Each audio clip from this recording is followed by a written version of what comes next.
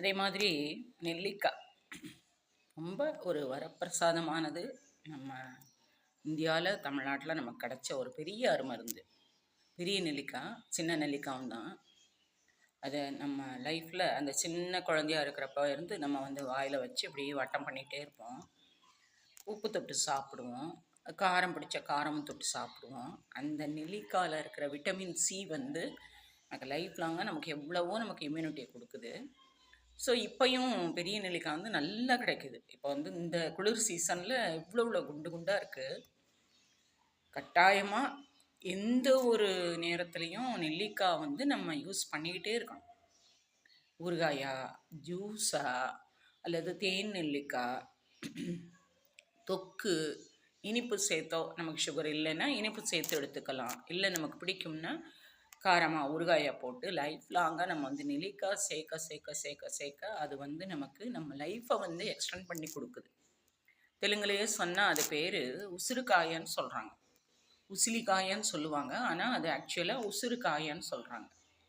நம்ம உயிருக்கு எவ்வளவுக்கு எவ்வளவு அந்த விட்டமின் சி உள்ளே போகிறதுனால சளி இல்லாமல் அந்த இம்யூனிட்டி நமக்கு ஏற்படுத்தி கொடுத்து, ஈவன் நம்ம ஹேர் கூட சீக்கிரமாக கருப்பாகாது.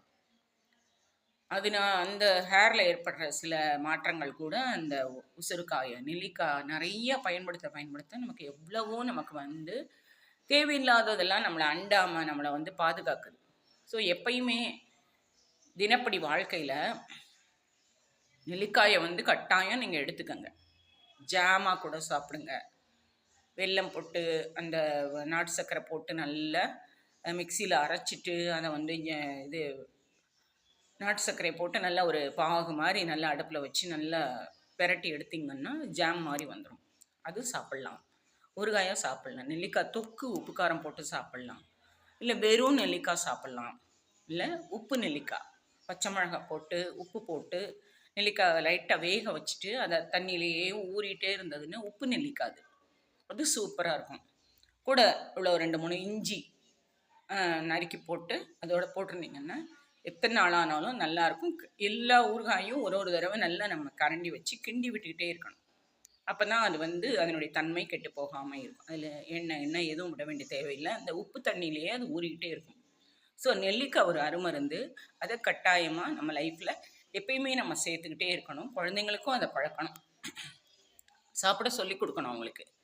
சாப்பிடு முதல்ல சாப்பிட்றப்ப கொஞ்சம் புளிப்பு, அதனால் கொஞ்சம் இது பண்ணுவாங்க. கொஞ்சம் பெருசாக நெல்லிக்காய் நமக்கு நல்லதுப்பா, சாப்பிடுங்கன்னு சொல்லி கொடுத்து அவங்கள சாப்பிட வைக்கும். அது மாதிரி நிலக்கடலை அவ்வளோ ஒரு அருமருந்து, அவ்வளோ ஒரு இம்யூனிட்டி. எத்தனையோ உடல் பிரச்சனைகளை அது சரியாக்குது. பூமியிலிருந்து அது மண்ணிலிருந்து எடுக்கக்கூடிய அந்த விதை பெண்களோட தொல்லைகள் எத்தனையோ நமக்கு யூட்ரஸ் ப்ராப்ளம், தைராய்டு ப்ராப்ளம் எத்தனையோ இருக்குது நமக்கு. திடீர்னு ஏற்படுது. அந்த எல்லாத்தையுமே அதை அந்த பைல்ஸ் ப்ராப்ளம் மூலத்தினால சரியாக அவங்களுக்கு மோஷன் போகாமல் இருக்கிற அந்த கஷ்டங்கள் எல்லாத்தையுமே அந்த நிலக்கடலை அந்த பயிர் அவ்வளோ நமக்கு ஒரு நாளைக்கு ஒரு 10 பயிர் நிலக்கடலை மிட்டாய், அதில் சின்ன பொடியாக போட்ட அந்த நிலக்கடலை மிட்டாய் எது வேணாம் குழந்தைங்களுக்கு முதல்ல கொடுத்து பழகுங்க. நீங்களும் சாப்பிடுங்க. பெரியவங்களாக இருந்தாலும் சின்னவங்களாக இருந்தாலும் அந்த பல்லு வர்ற வரைக்கும் அவங்களுக்கு வெயிட் பண்ணுங்கள். 1 வயது 2 வயது குழந்தையிலேருந்து கொஞ்சம் கொஞ்சமாக அதை சாப்பிட பழக்குங்க. நிலக்கடலை அவ்வளோ உடம்புக்கு ரொம்ப நல்லது. இம்யூனிட்டி கொடுக்கும் உடம்புக்கு. அந்த குழந்தை பிறக்கணுங்கிற அந்த ஒரு தன்மைக்கு ரொம்ப உதவியாக இருக்கிறது நிலக்கடலை. நிறைய டாக்டர்ஸும் சொல்கிறாங்க. ஹோமியோபதி, ஆயுர்வேதிக்கு, இயற்கை மருத்துவம் எல்லாத்துலேயுமே அந்த நிலக்கடலை ரொம்ப நமக்கு சொல்கிறாங்க. தயவு செஞ்சு எடுத்துக்கங்க. இந்த வெளியில் கிடைக்கிற இந்த ஜங்க் ஃபுட்ஸு அந்த மாதிரி பேக்கரி ஐட்டம் அதெல்லாம் சாப்பிட்றத விட நிலக்கடலையும் நிலக்கடலை மிட்டாயும் நிலக்கடலை உருண்டையும் சாப்பிட்றது உடம்புக்கும் மனதுக்கும் அவ்வளோ ஒரு நல்லது. எவ்வளவோ நமக்கு தெம்பு கொடுக்குது. ஏன்னா எங்கள் மாமியார் வீட்டில் நிலம் இருந்தது. அந்த நிலத்திலிருந்து நிலக்கடலையை பயிர் பண்ணி கொண்டு அவங்க புன்சை தான் வச்சுருந்தாங்க. அவங்க அம்மா வீட்டு சொத்து. அதில் நிலக்கடலை கடலெண்ணெய் நிறைய புழங்கியிருக்காங்க. நல்லெண்ணெயும் புழங்குவாங்க. அவங்க உடல் கிட்டத்தட்ட 80 வயது வரைக்கும் எல்லாத்துக்கும் தாங்கும். இரும்பு மாதிரி இருப்பாங்க. அவங்களுக்கு எதுவுமே அஃபெக்ட் ஆகாது. எது வந்தாலும் டக்குன்னு ரெக்கவர் ஆயிடுவாங்க. அந்த மாதிரி இருப்பாங்க. அவங்களுக்கு வந்து அந்த கேப்பை, கம்பு, அந்த நிலக்கடலை நிறைய பயன்படுத்தின அந்த இது வந்து அவங்களோட உடல்நிலையை பார்க்குறப்ப தெரியுது. குழந்தைங்களும் ஒரு 7 அது வரைக்கும் டெலிவரி ஆயிருக்கு, நார்மல் டெலிவரி.